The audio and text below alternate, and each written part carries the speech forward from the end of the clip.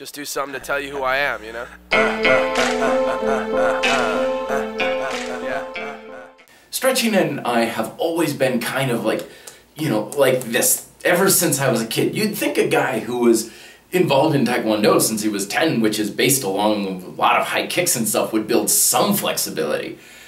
But nothing. None. Nada. It was like my constant New Year's resolution. Every New Year's I'm like, damn it, this is the year I'm gonna finally keep some meaning of a flexibility routine. I'm gonna start stretching, I'm gonna make my hamstrings less like guitar strings, and I'm finally gonna do it. And like every New Year's resolution most people have, it lasts for about a week or two and then it falls off. And the reason why it was falling off was because it wasn't working.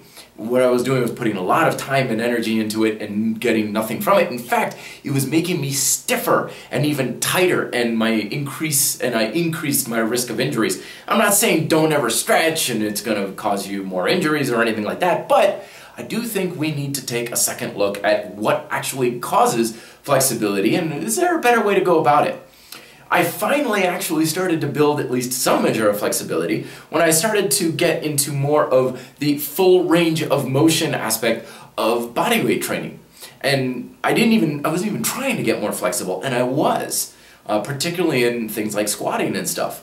So what I learned was that flexibility and strength are kind of like two sides to the same coin. Your brain is only going to allow a range of motion to be possible with your body as long as it has the strength and stability to control your body in that range of motion. The brain is very smart. It understands that I'm not going to let you get into this contorted position if you can't control it, because if you can't control it, you're like that close to tearing something or causing a major injury. No way. But if you build up the strength and stability as well, then you've earned the right to be able to use that range of motion, and I'll allow it to happen. Here are some of the best exercises to make that sort of thing happen. Number one, bridging. Okay? And I'm not even talking like hands way back here and everything like that. I'm talking laying on the ground, pulling with your hamstrings, and just trying to get yourself to come up and actually having your chest to go beyond flat to a slight arch. Even an inch will make a major difference in how your entire back feels. Two is squats. The ultimate mobility exercise for your hips is actually the ultimate strength exercise as well. Squats are wonderful flexibility exercise. Wide, narrow, feet out, feet in, all these sorts of things. I ran across a guy one time who said that if you squat, a variety of squats, I'm not talking heavy barbell squats, I'm just bodyweight squats.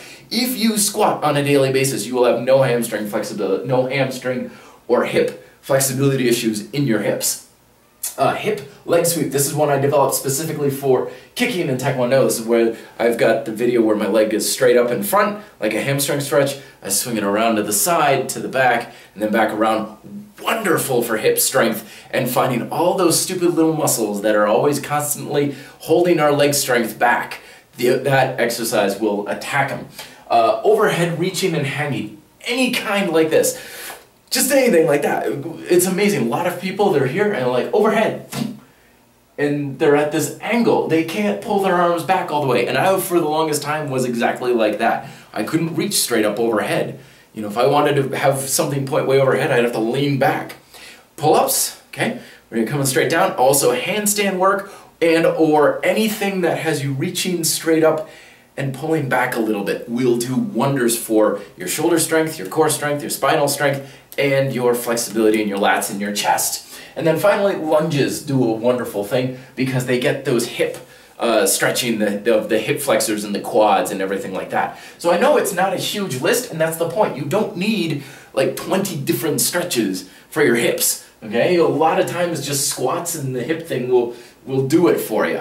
But make these staples. They should already be staples due to just strengthening aspects of your calisthenics, but if they're not, practice them if nothing else just for the flexibility benefits, and I promise you will see some great improvements because you'll get stronger, more stable, and more flexible. All three kind of wrap up together. Till then, be fit, live free.